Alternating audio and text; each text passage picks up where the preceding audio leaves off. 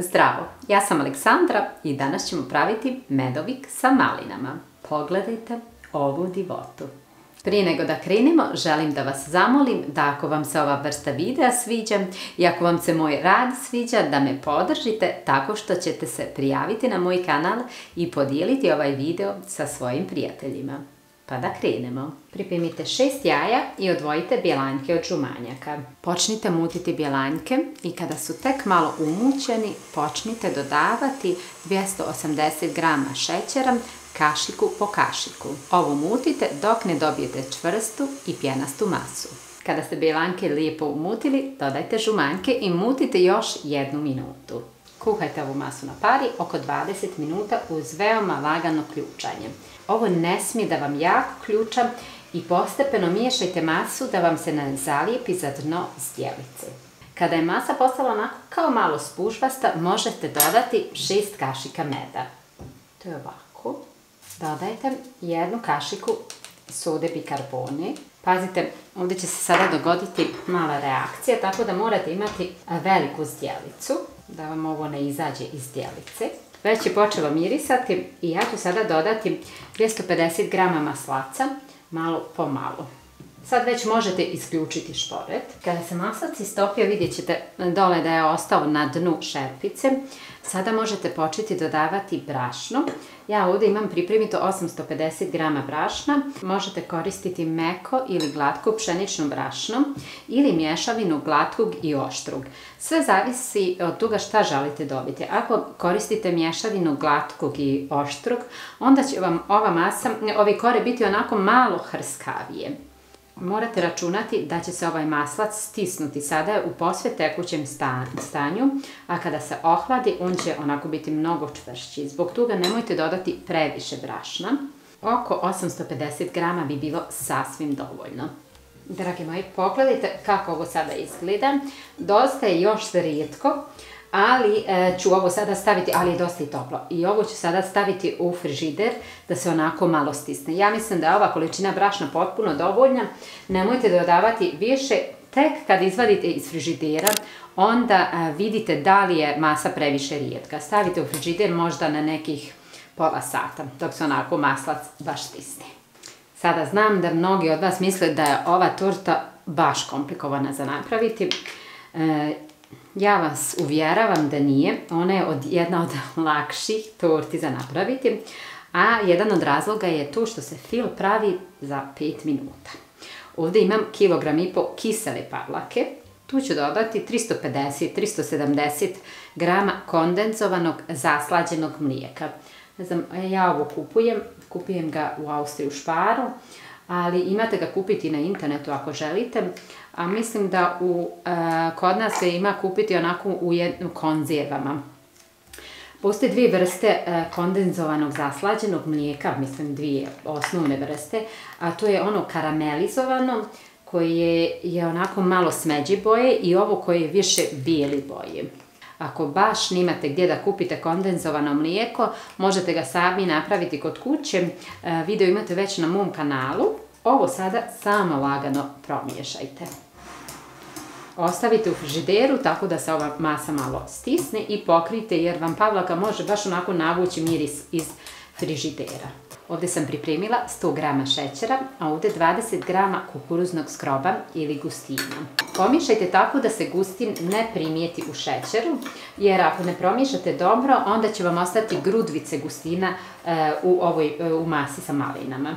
Ovdje sam pripremila 500 g malina, to su bile zamrznute maline i tu ću sada dodati gustin i šećer. Tu ću samo malo ukuhati. Ovo treba da se ukuha onako kao puding. Kuhajte dok se ne stvori onako malo kao marmelada, ali ova masa ne treba da vam bude pregusta. Ona treba da bude iste gustine kao i onaj fil. A znate i sami da je onaj fil dosta rijedak, a rijedak je zbog toga što su nam kore čvrste. Kore su nam kao na primjer keks, oni nisu meke kore. I te kore moraju da imaju jedan fil koji je onako više rijedak da bi torta bila fina i sočna, da ne bi bila baš prečvrsta. Tako isto i sa ovim dijelom od malina. Sklonite sa strane i ostavite da se potpuno ohladi. Sada, dragi moji, Vidite kako ova masa baš onako čvrsta. Najbolji način kako da razvučete kore za medovik je preko jedne salvete ili pamučnog stolnjaka. Pospite samo malo brašnom. Ako nemate vagu, možete ovu masu podijeliti na otprilike 10-15 dijelova. Kada pravim medovik uvijek važem tijesto i svaki dio tijesta mi teži 130 grama. Naravno, kora će biti malo lakša jer ćete kasnije iskružiti, to jest ostaće vam malo rubova koje ćete isjeći i vratiti nazad u masu, to jest u tijesto. Ovo trebate lijepo razvući koliko je moguće. Najbolje je da ovo tijesto vratite nazad u frižider, da vam ne bude onako previše meko. Mnogo vam je lakše za razvlačenje ako je čvrsto. Sada možete razvući dalje preko papira za pečenje. Ako odmah stavite na papir za pečenje, prvo će se tijesto lijepiti i kako ga razvlačite, papir će se onako pomicati. Zato je bolje da ga prvo razvijete preko salvete, pa onda za kraj samo nastavite preko papira. Uzmite obruč od kalupa za tortu, prečnika 26 cm. Možete naravno i manji, ali na ovu količinu sastojaka, ako imate manji prečnik, torta će vam biti baš onako visoka. Sada ovako, vidite da li ste dovoljno razvukli, nisam, još samo mrvicu na ovu stranu. Sada je dovoljno. Znači, unutrašnjost je tu i ovo ću samo ovako unutra iskružiti. Nemojte strugati kalup. I ovaj dio okolo vraćam u masu. Ovu koru izbockajte samo malo viljuškom, da vam se ne diže, to jest da se oblik ne deformiše. Ja sam već pećnicu uključila na 170 stepeni i svaku koru trebate peći otprilike 4 minute. To vam je onako baš taman vrijeme dok ovu jednu koru pečete, drugu razvijate i ja vam savjetujem ako možete staviti alarm na telefonu ili da budete tu pored pećnice. Jer ova kora vam može izgoriti za 20 sekundi. Zaista veoma su osjetljive i kao što vidite veoma su tanke. Ja ovo stavljam u tepsiju, pečem ovu koru, razvijam drugu i tako skroz dok ne utrošim tijesto. Dragi moji, pogledajte ovu divotu. Ne mogu vam opisati kakvo je zadovoljstvo napraviti ovako nešto. To je nešto zaista posebno. Ja sam ovu masu sa malinama stavila ovdje u jednu kesicu. Filovat ćemo tortu ovako. Imamo 15 kora. Ja ću na svaku treću koru staviti ovaj priliv od malina. Možete staviti i gore ako želite, a i ne morate. Ne morate ako nećete da vam kvari nekako onaj bijeli fil. Stavite samo malo bijelog fila ovdje na dno, jer je potrebno samo da vam se kora zalijepi. Prva kora vam se mora zalijepiti da vam torta ne bi sletila, jer je ona posve suha. A ako se prva kora ne zalijepi, torta vam vrlo lako može sletiti. Evo ovako, stavljamo na sredinu. Budite precizni ovdje, jer nema razloga da vam ova torta ne bude ravna. Pazite da ima mnogo slojeva, ne možete, ako odete u jednom momentu na krivu stranu, teško je ispraviti se. Ja ću vam reći koliko otprilike trebate staviti fila na koru. To je otprilike ovako jedna malo jača kašika, vidite ovako, to jest, izvinite, 3 jače kašike. Ovako, razmažite da tu bude ravno, ne morate uzimati onu špatulu, zaista nije potrebno. Stavljamo drugu koru. Pazite da bude sa svih strana ravna. Tako.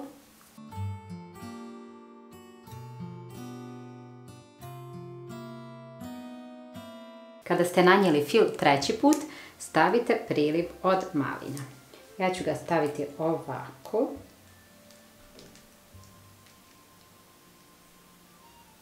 I odozgo jednostavno staviti sljedeću koru. I ovako nastavite dok ne filujete sve kore.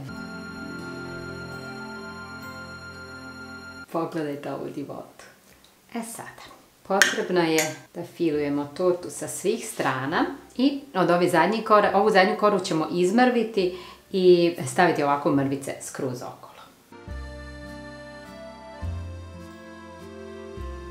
Imam zadnju koru. I potrebno je da nju samo ovako izmrvimo. Nemojte ostaviti ovako velike komade, ljepše kada su komadi posve sitni i jednostavno ljepše izgleda na torti. I sada jednostavno pospite mrvice kore po torti dok onako baš fino ne pokrije sve ovo bijelo. Ovu tortu morate ostaviti preko noći u frižideru, nemojte ni u kom slučaju sjeći isti dan. I dragi moji, šta kažete? Pogledajte ovu ljepoticu. Žao mi je načeti, iskreno da vam kažem. Pogledajte. Da probam.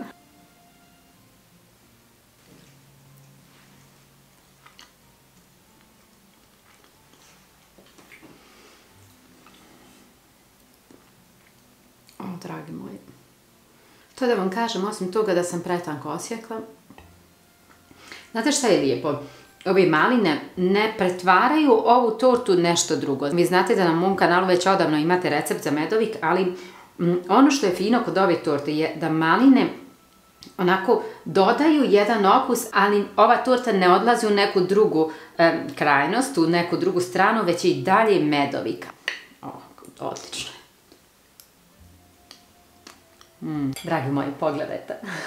Morala sam još malo da isječem da vidite kako to izgleda.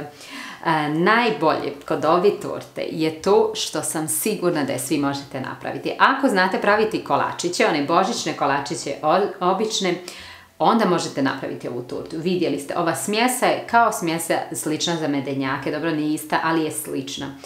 Za pripremu fila vam ne treba nikako iskustvo, to se samo pomiješa. Za pečenje kora, rekla sam vam, kao da pečete keksiće. I na kraju slažete. Nima zaista nikakvog, ne znam, nima nikakve mudrosti u tome da napravite ovu tortu i nemojte dopustiti da vas buni to što ona izgleda onako nesvakidašnje, što izgleda onako baš raskošno, ima dosta kora. Zaista je laka za pripremu. Dragi moji, ako vam se ovaj video sviđa, ostavite mi jedan like ili komentar, a za ostale recepte posjetite moj kanal na YouTube-u. I na kraju, naravno, buon appetito!